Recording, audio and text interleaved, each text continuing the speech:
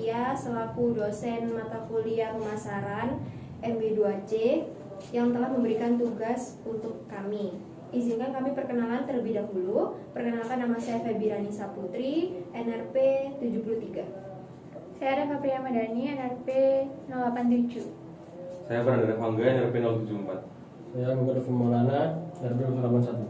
Saya Muhammad Nasruddin, NRP 80. Dan juga teman kami Adam Dwi Putra Nugraha, NRP 63 yang hari ini berhalangan hadir.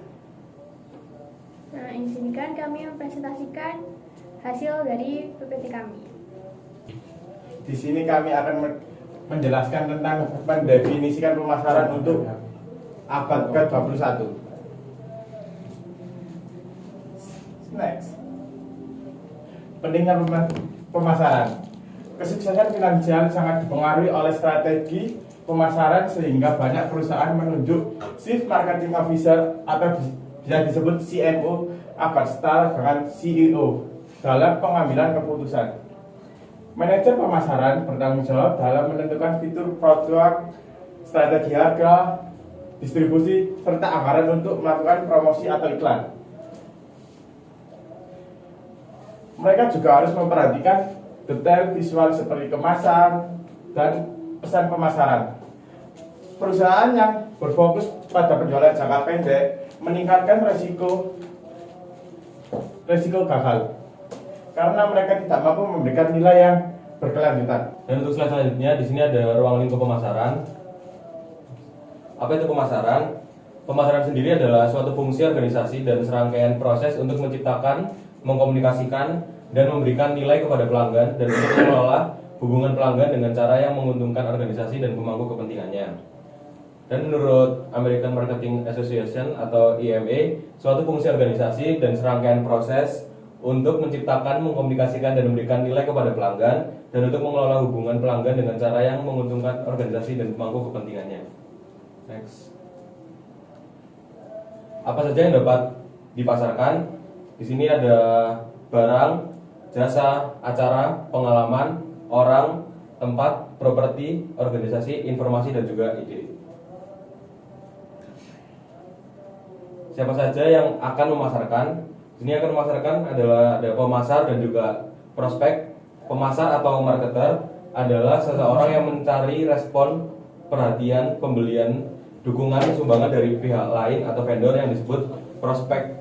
Jika dua pihak ingin menjual sesuatu satu sama lain disebut pemasar. Pemasar memang terampil dalam stimulasi permintaan akan produk perusahaan, namun pandangan tersebut terlalu sempit untuk menggambarkan tugas mereka. Dan di sini juga ada macam-macam pasar. Yang pertama ada pasar konsumen, pasar bisnis, pasar global, pasar nirlaba, dan pemerintah. Next. Pemasaran dalam praktik. Pemasaran bukan hanya tugas dari departemen pemasaran saja, karena mereka harus memperhatikan setiap aspek, setiap bagian bisnis, mulai dari layout toko, kemasan, produk, pengiriman, hingga logistik harus dikelola dengan baik untuk menciptakan pengalaman pelanggan yang lebih positif. Dan selanjutnya ada pemasaran dan manajemen harus berjalan bersama, harus kerjasama, karena setiap karyawan berperan dalam membangun hubungan dengan pelanggan karena mereka adalah sumber utama keberlanjutan bisnis mereka sendiri. Next. Selanjutnya ada proses perencanaan pemasaran. Yang pertama, kita harus menganalisis peluang pasar, dan juga yang kedua menentukan target pelanggan. Yang ketiga, merancang strategi pemasaran agar produk kita dapat diterima di pasaran. Yang keempat, mengembangkan dan menjalankan program pemasaran. Yang kelima, mengelola serta mengevaluasi hasil dari pemasaran yang telah kita lakukan. Selanjutnya ada fungsi CMO dalam memimpin pemasaran. Yang pertama, memperkuat merek. Yang kedua, mengukur efektivitas pemasaran. Yang ketiga, mengembangkan produk sesuai kebutuhan pelanggan. Yang keempat, mengumpulkan ide dari pelanggan. Yang kelima, menggunakan teknologi pemasaran yang terbaru. Next.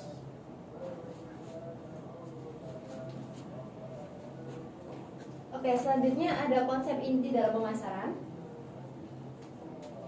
Yang pertama yaitu ada kebutuhan, keinginan, dan juga permintaan. Kebutuhan sendiri itu adalah syarat hidup dasar manusia. Setiap manusia itu pasti mempunyai kebutuhan. Terus selanjutnya ada keinginan. Keinginan adalah suatu kebutuhan yang mengarah pada suatu produk tertentu untuk memuaskan kebutuhan. Selanjutnya ada permintaan. Permintaan adalah keinginan akan produk-produk tertentu yang didukung oleh kemampuan. Jadi permintaan ini bukan hanya suatu keinginan yang mungkin tidak terlaksana ya, tapi permintaan sendiri itu didukung dengan kemampuan untuk membayar. Next. Selanjutnya ada pasar sasaran, positioning, dan juga segmentasi. Pemasar harus dapat mengidentifikasi segmen yang berbeda, mengelompokkan pembeli yang lebih menyukai baluran produk, sehingga pemasar dapat memutuskan segmen mana yang dapat memberikan peluang yang lebih besar. Maka inilah yang menjadi pasar sasarannya. Jadi semisal saya kasih contoh ya, kalau semisal kita mau segmentasi dalam usia, berdasarkan usia. Nah, kita kan kita misalnya bisnis kaos kaki gitu teman-teman. Jadi kita dapat melihat segmen dari usianya.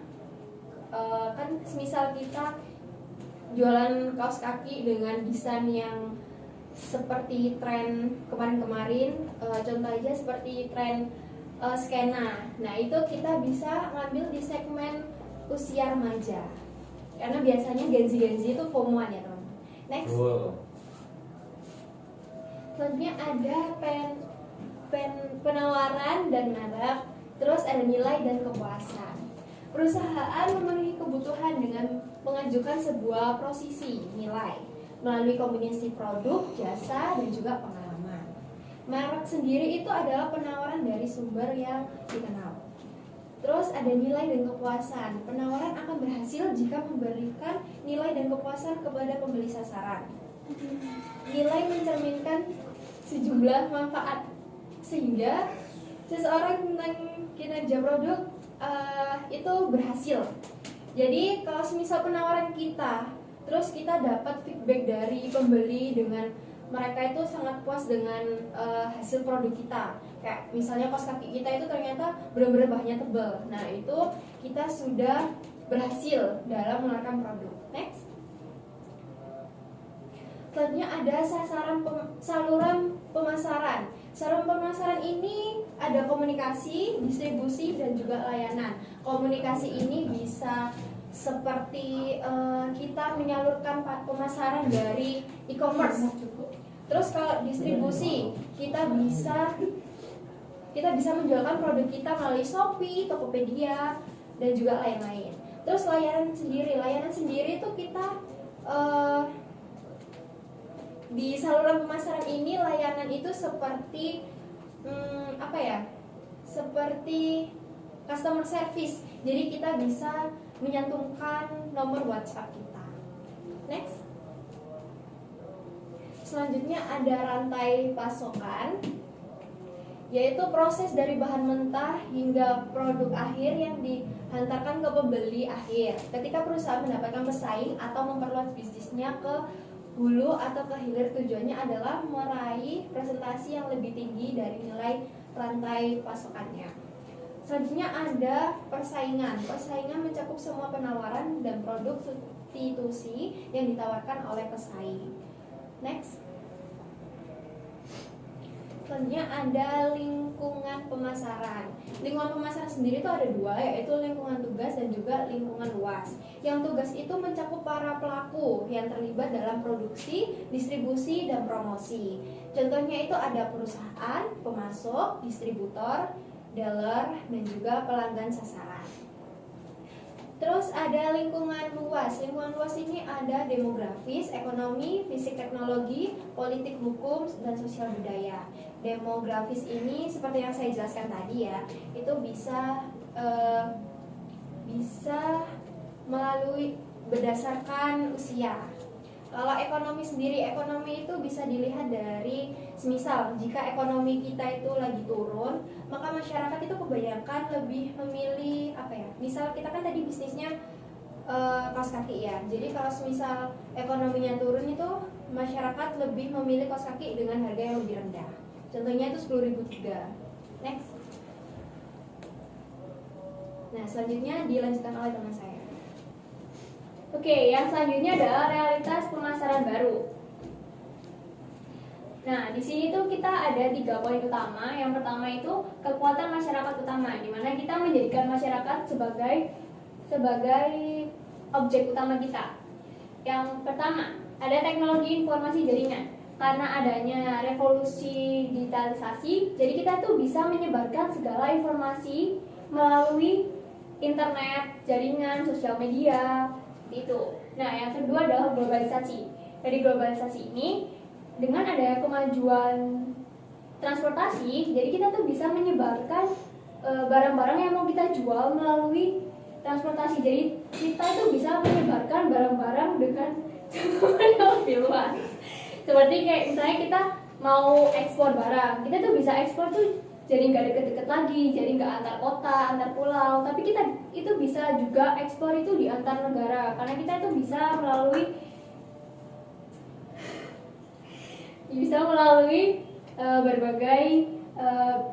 berbagai melalui sektor transportasi kayak transportasi darat, laut, dan udara. Yang ketiga adalah deregulasi. Nah, deregulasi ini banyak negara melakukan ini pada industri untuk menciptakan persaingan dan peluang pertumbuhan yang lebih besar. Jadi deregulasi ini kita itu menciptakan peluang dari persaingan yang ada. Jadi kita itu bisa mungkin lihat dari kompetitor. Jadi kompetitor kita itu punya kelebihan atau kekurangan apa. Nah, kita itu bisa ambil peluang dari situ. Kayak mungkin kita bisa ambil dari kekurangannya pesaing. Nah, berarti kita bisa menonjolkan produk kita atau pemasaran kita pada kekurangan itu. Nah, untuk yang keempat adalah privatisasi. Nah, privatisasi ini merubah perusahaan umum menjadi perusahaan swasta, di mana perubahan ini tuh diharapkan akan menimbulkan sebuah efisiensi dalam melakukan pemasaran. Yang kelima, persaingan yang meningkat, di mana produsen merek menghadapi persaingan yang semakin ketat dari merek domestik maupun asing. Jadi tuh kita itu bakalan menimbulkan banyak persaingan yang meningkat apabila kita melakukan pemasaran. Nah, dari sini kita tuh harus tahu gimana cara kita mengurangi atau meminimalisir persaingan ini dengan melakukan pemasaran yang lebih efektif. Yang keenam, konvergensi industri. Nah, konvergensi industri ini adalah batas-batas industri mengubur dengan sangat cepat karena perusahaan-perusahaan menyadari adanya peluang di persinggungan antar dua industri atau lebih. Ini seperti yang saya jelaskan pada poin ketiga, di mana kita tuh bisa mengambil peluang dari kekurangan-kekurangan yang dimiliki oleh pesaing atau kompetitor. Yang ketujuh, resistensi konsumen. Resistensi konsumen ini dilakukan dengan mensurvei para responden, sehingga kita bisa tahu pendapat negatif tentang pemasaran dan periklanan dari perspektif konsumen. Yang delapan, transformasi eceran. Transformasi eceran ini atau pengecer kecil menyerahkan kepada pengecer raksasa. Pengecer berbasis toko menghadapi persaingan dengan pengecer berbasis katalog. Jadi itu lebih ke kayak toko kelontong bersaing dengan pasar modern. Jadi kalau misalnya di toko kecil tuh kita tuh bisanya cuma eceran. Tapi kalau misalnya kita pergi ke kalau misalnya kita di toko-toko kecil kan kita nggak bisa tahu nih orangnya jualan apa aja, ada promo apa aja. Kalau nggak kita tanya ke orangnya. Tapi kalau misalnya kita pergi ke supermarket besar yang biasanya mereka lebih update atau lebih termodernisasi, kita tuh bisa tahu dari online kayak, oh di toko ini atau di supermarket ini tuh lagi ada promo ini loh. Tuh. Nah, yang 9 atau yang terakhir adalah mediasi, yaitu kesuksesan luar biasa perusahaan-perusahaan awal menciptakan disintermediasi dalam pengiriman barang dan jasa dengan menjembatani aliran barang tradisional melalui saluran distribusi, menimbulkan ketakutan bagi para perusahaan manufaktur dan pengecer mapan. Ini biasanya tuh kayak kalau misalnya ada yang pesaing itu jadi berhasil lebih banyak dalam bisa mendistribusikan barangnya dibandingkan dengan perusahaan-perusahaan lain. Yang poin kedua adalah kemampuan konsumen baru, di mana kita menargetkan konsumen baru sebagai pembeli kita.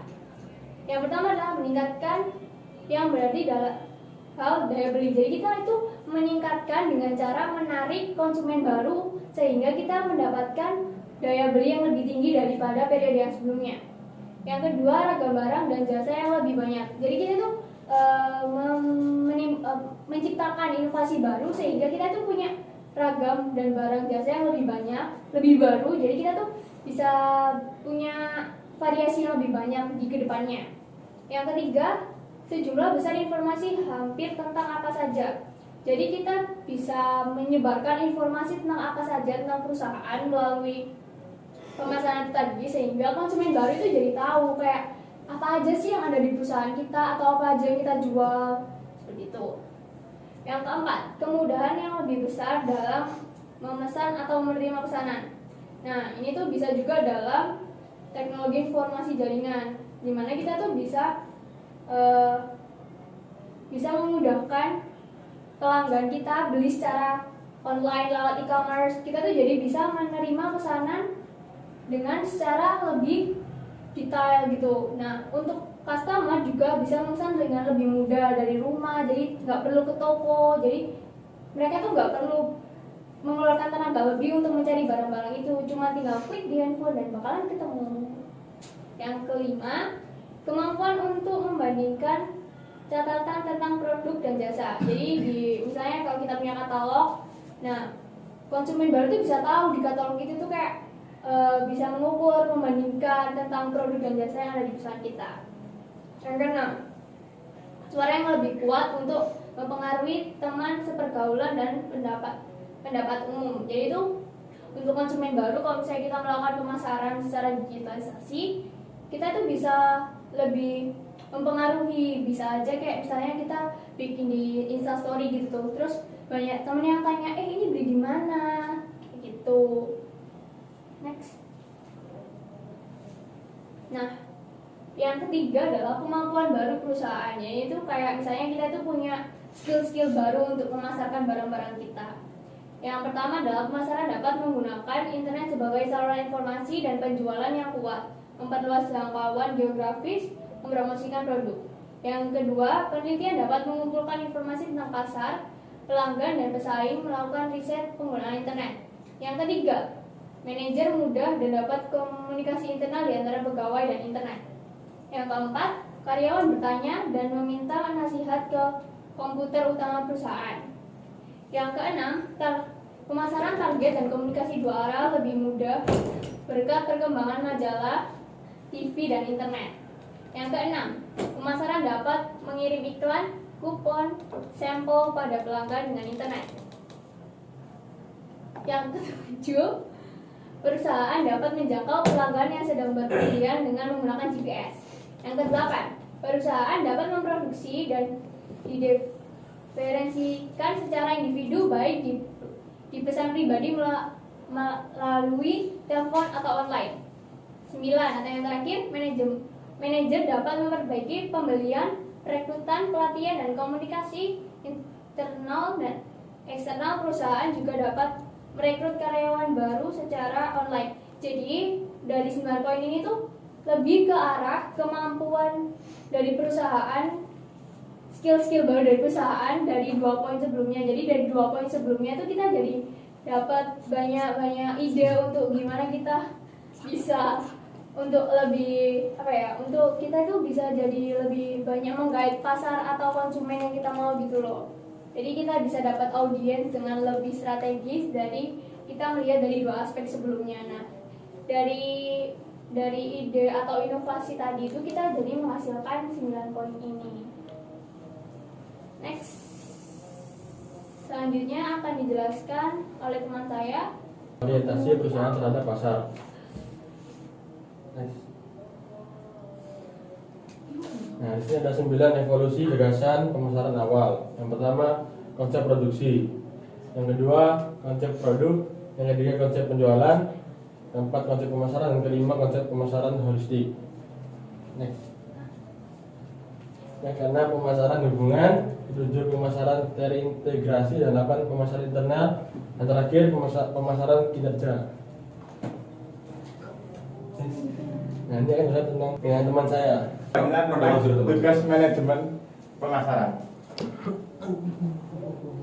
Tugas manajemen pemasaran ada 8 dan saya akan menjelaskan tentang 7 saja. Yang pertama ada mengembangkan strategi rencana pemasaran. Karena mengembangkan pemasaran dapat mendefinisikan potensi peluang jangka panjang sesuai dengan pengalaman di pasar dan peluang potensi inti. Yang kedua ada menangkap pemahaman atau gagasan pemasaran. Gagasan pemasaran sangat diperlukan karena dapat membentuk sebuah sistem informasi pemasaran yang terpercaya untuk memantau lingkungan pemasarannya secara erat. Yang ketiga berhubungan dengan pelanggan. Berhubungan dengan pelanggan sangat penting untuk mempertimbangkan cara terbaik untuk menciptakan nilai untuk pasar sasaran yang kita pilih dan mengembangkan hubungan jangka panjang yang kuat. Yang keempat, membangun merek yang kuat. Membangun merek yang kuat harus dipahami kekuatan dan kelemahan dari merek lain untuk kita melihat ada peluang di sana apa enggak. Yang kelima, membentuk penawaran pasar. Membentuk penawaran pasar untuk memperoleh keunggulan kompetitif, bisa memberikan pengiriman, perbaikan, dan pelatihan sebagai bagian dari penawaran produk. Yang keenam, mengantarkan nilai. Mengantarkan nilai harus menentukan bagaimana mengantarkan kepada pasar sasaran nilai yang terkandung dalam produk yang kita pilih. Yang ketujuh, ada menciptakan pertumbuhan jangka panjang. Menciptakan pertumbuhan jangka panjang, kita dapat memulai dengan mengembangkan pengujian dan peluncuran produk baru sebagai bagian dari visi jangka panjang produk yang kita pilih. Next. Dan terima kasih. Saya akhiri. Wassalamualaikum warahmatullahi wabarakatuh.